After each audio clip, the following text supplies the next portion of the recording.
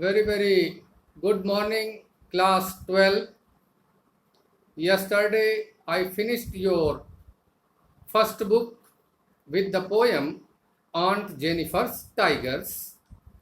Today, I am going to start your second book, that is supplementary book, Vistas. And first lesson is the third level.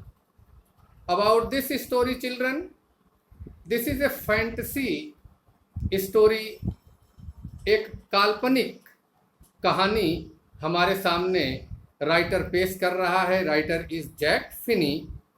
Title of the lesson is the third level, page number 1. Before you read, have you ever had any curious experience? आपसे writer सवाल कर रहा है कि क्या आपको कभी अजीबोगरीब कोई एक्सपीरियंस हुआ है? Which others find hard to believe. अब ऐसा एक्सपीरियंस जब आप किसी दूसरे को बतलाएं तो उन लोगों के लिए ये बात आपकी बिलीव करना डिफ़िकल्ट हो, लेकिन आप बता रहे हैं कि हाँ ये सच है. तो ये क्या कभी आपको इस किस्म का अजीबोगरीब कोई एक्सपीरियंस हुआ है? Now the story. The presidents of the New York Central and the New York, New Haven and Hartford Railroads. America में जैसे हम अपने यहाँ रेलवेज बोलते हैं, वहाँ वो लोग उसे रेल रोड्स बोलते हैं. जैसे अपने यहाँ भारतीय रेल डिविजन्स में बटी हुई है, मंडलों में बटी हुई है, एरियाज़ में बटी हुई है, उसी तरीके से ये एरियाज़ के हर डिवीज़न के प्रेसिडेंट का मतलब होता है चीफ.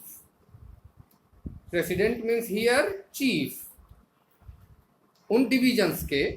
तो यहाँ पर बता रहा है New York central, New York, new haven और हार्टफोर्ड रेड रोड्स के जो प्रेसिडेंट हैं विल स्वेयर, वो कसम खा लेंगे, शपथ ले लेंगे on a stack of time tables. Time tables का अंबार लगा हुआ है और वो शपथ खा लेंगे, कसम खा करके बतलाएंगे. क्या बतलाएंगे? That there are only 2. आपको बतलाएंगे कि वहां पर सिर्फ 2 हैं. अब क्या 2 हैं ये आगे स्टोरी में बतलाया जाएगा. बट आई से, अब राइटर कह रहा लेकिन मैं कह रहा हूं देयर आर 3.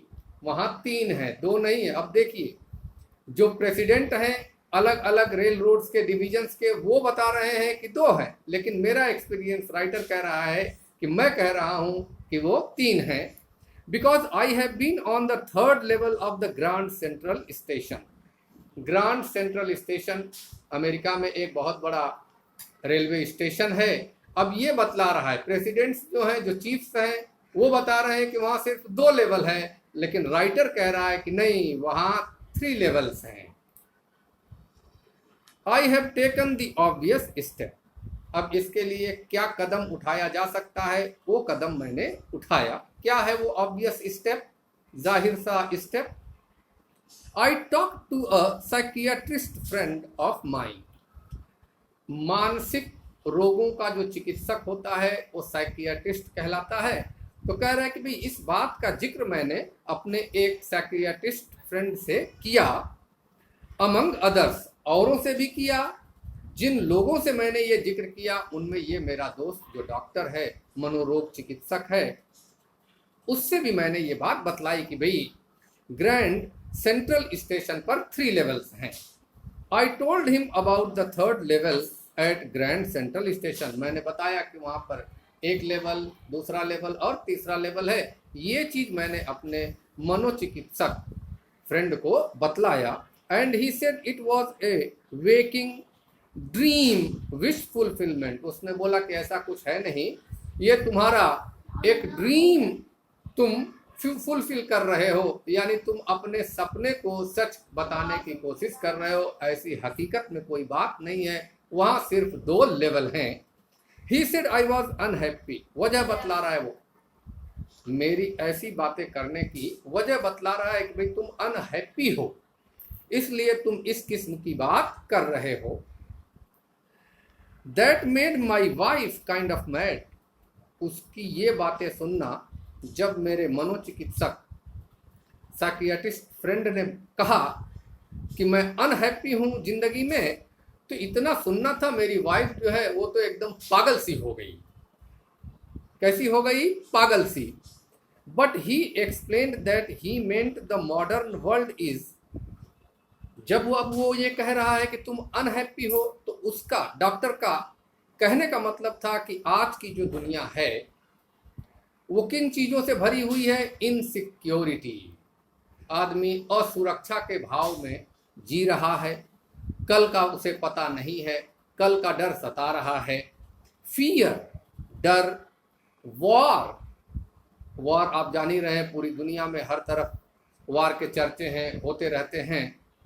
वरी, चिंता, and all the rest of it. और इसके अलावा तमाम चीज़ें उसने, मेरे मनोचिकित्सक दोस्त ने वजहें बतलाई कि मैं, राइटर कह रहा है कि मैं इन चीज़ों से परेशान होकर के अनहैप्पी हूँ, इसीलिए मुझे इस किस्म की बात मैं कर रहा हूँ।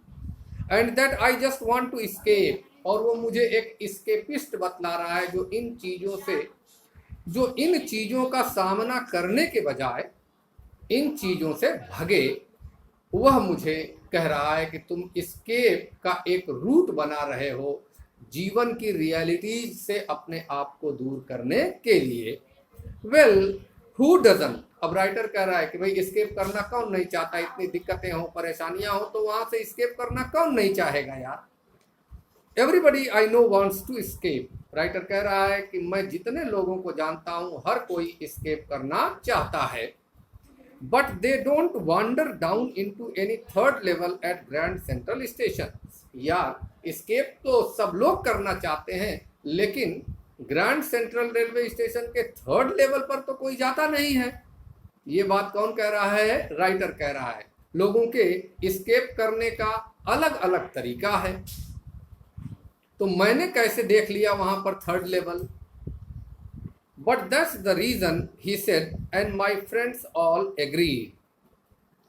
हमारा दोस्त जो है मनोचिकित्सक, वो बोल रहा यही तुम्हारी इनसिक्योरिटी, फियर, वॉर, ये सब जो चीज़ें हैं, इसकी वजह से ये दुनिया जो है तुमको अपने लायक नहीं लग रही है, इसीलिए तुमको ऐसा ख्याल आ रहा है। जब उसने ये बात कहा तो मेरे सारे दोस्त जो हैं उस पर एग्री कर रहे हैं। Everything points to it, they claimed. वो सब लोग बोल रहे हैं कि ये बातें जितनी तुम कह रहे हो सब इसी तरफ इशारा कर रही हैं कि तुम एक एस्केप का, रियलिटी से दूर भागने का अपना एक रास्ता बना रहे हो। माई स्टैम्प कलेक्टिंग फॉर एग्जाम्पल, एक और मेरा शौक है स्टैम्प को कलेक्ट करने का। उन्होंने उस तरफ भी इशारा किया। That's a temporary refuse from reality. उन लोगों ने, रिफ्यूज भी एस्केप के लिए दूसरा वर्ड है। उन लोगों ने कहा कि ये जो स्टैम्प कलेक्शन वाला काम है तुम्हारा, ये भी रियलिटी से एस्केप करने का तुम्हारा एक टेम्पोररी मीडियम है, माध्यम है। वेल, मे भी हो सकता है, but my grandfather didn't need any refuse from reality. लेकिन यार, मेरे दादाजी को क्या ज़रूरत थी रिफ्यूज की? उनका वक्त तो बहुत अच्छा था, इतनी भीड़ नहीं थी, इतना कंपटीशन नहीं था, इतनी प्रॉब्लम्स नहीं थी, लाइफ इतनी सिंपल थी। वो स्टैम्प कलेक्टिंग का काम क्यों करते थे? थिंग्स वर प्रेटी नाइस, चीज़ें तो बहुत बेहतर थी, एंड पीसफुल भी थी। In his day, from all I hear, जहाँ तक मुझे जो जानकारी मिलती है उस हिसाब से मैं आपको बतला रहा हूँ कि दादाजी के टाइम में इस किस्म की भागम भाग, फियर, वॉर, इन सब चीज़ों का कोई डर नहीं था, तो वो स्टैम्प कलेक्शन का काम क्यों करते थे? And he started my collection. और ये जो आज मैं कलेक्शन कर रहा हूँ, ये मेरे दादाजी के टाइम उन्होंने इस चीज़ को स्टार्ट किया था। It's a nice collection too. अब ये कलेक्शन दादाजी के टाइम से स्टैम्प का कलेक्शन चल रहा है, तो ये तो बहुत ही नाइस है। Blocks of 4 of practically every US issue. America में जो भी डाक टिकट जारी हुए हैं, स्टैम्प का मतलब डाक टिकट, जितने भी डाक टिकट जारी हुए हैं उसका कलेक्शन 4 ब्लॉक्स में उन्होंने करके रखा हुआ है। फर्स्ट डे कवर्स, पहले दिन जो सरकार जारी करती है वो उसको कलेक्ट कर करके चिपका देते थे अपनी बुक में। कौन? मेरे दादाजी। And so on. President Roosevelt collected stamps too, यहाँ तक कि अमेरिका के प्रेसिडेंट रूजवेल्ट भी स्टैम्प कलेक्शन के बहुत ही बड़े शौकीन थे। यू नो, समझ रहे हो बात को मेरी? So children, this is today's explanation. This is first chapter in your book Vistas. Title of the lesson is The Third Level. It is a fantasy, जिसे हम हिंदी में फंतासी कहानियां कहते हैं। Thank you very much.